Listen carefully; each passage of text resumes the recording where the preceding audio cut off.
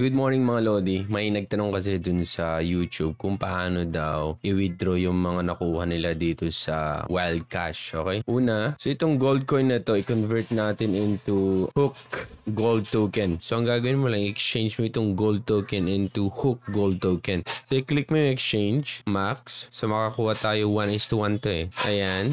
So nakita mo under review. So antay lang natin konti, ma-approve na yan. Okay? So na-convert na natin yung gold coin to Hook Gold Token. So max natin yan. Convert natin into BUSD. So for 0.77 BUSD. So swap natin. Wait lang natin yan. Tapos pag titignan mo yung balance mo, ayun, naging 16 na siya. So ngayon ang gagawin natin, itatransfer na natin ito sa ating mga wallet. Okay? So subukan natin i-transfer yan. Click mo lang yung ito, swap and transfer. Tapos ito, withdraw. Okay? Dapat Binance Chain yan. Okay? So ilagay mo ganyan. Click mo. Please make sure the withdrawal address support the Binance Smart Chain Network. So, kukunin kong wallet address ay dun sa PDAX. Okay? So, pupunta tayo sa PDAX, mga Lodi. So, ngayon, andito ako sa may PDAX na account. Ang gagawin mo lang, hanapin mo ang BUSD. Okay? So, yan, magpapakita siya. Okay? And then, crypto in. So, makita mo itong wallet address na to. Copy mo lang yan. Babalik ka dun sa my phone. Yan. Balik ka dito sa my phone. And then, i-withdraw mo na yung 16 BUSD. So, ilagay mo yung wallet address, paste mo lang, ayan, tapos mag-send sila ng verification. So i-click mo to para ma-receive mo yung code. So click natin, ayan, then check natin kung dumating. Wait lang check natin kung dumating. Google, wait, ayun, meron na. Ilagay ko lang siya, paste, and then so estimated withdrawal is 16. Ayun, so nakita mo under review pa lang siya nagpapakita, pero wait natin yan kung maging successful. Basahin nyo yung tips dito. In order to protect the assets of users, the platform will review withdrawal. So, ang review nila, it will take 24 to 48 hours. Okay? At kung nakapasa, ibig sabihin automatic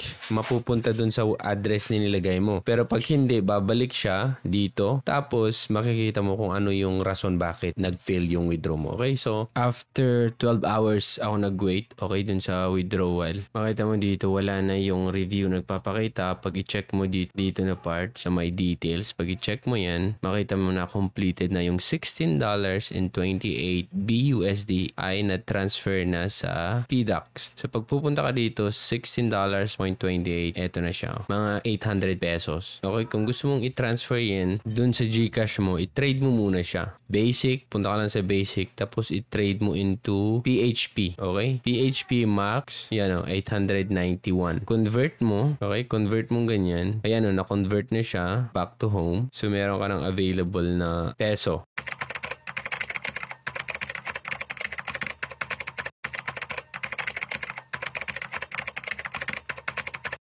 PHPT talaga, no? So, walang problema pag PHPT tapos PHPT, convert mo ulit to, ayan, pag na-convert na natin, wait lang natin, ayun, success sabi niya. So, back, meron ka ng peso. Ang hina ng signal ngayon sa PLDT. Ngayon, meron na tayong 1,346. So, pag i-cash out mo yan sa GCash, ayan o, GCash, tapos, pwede mo nang ilagay kasi ang minimum is 200. So, pwede mong ilagay 10 pesos ang fee. So, meron tayong 1,100, 1,300. Bukan natin i-withdraw ang 1,300 GCash account. So, ilagay mo yung number mo. So, yung GCash account number, yung number mo, and then cash out, my own account, kaya mo na yan, cash out. So may confirmation dun sa email. Pag check natin, ilagay lang natin 087134. Yun, cash out success sabi niya. So antayin mo na lang kung meron na sa GCash mo. So check natin yung GCash ko. Punta tayo ulit dito. So may tayo si GCash. Wait natin. Yun o, meron na tayong na-receive. Okay, GCash, you have received 1,300. Ganun lang. So, ganun kadali mga Lodi ang mag-withdraw dun sa larong Wildcast papunta sa GCash mo. Okay? Send mo muna siya dun sa BSC na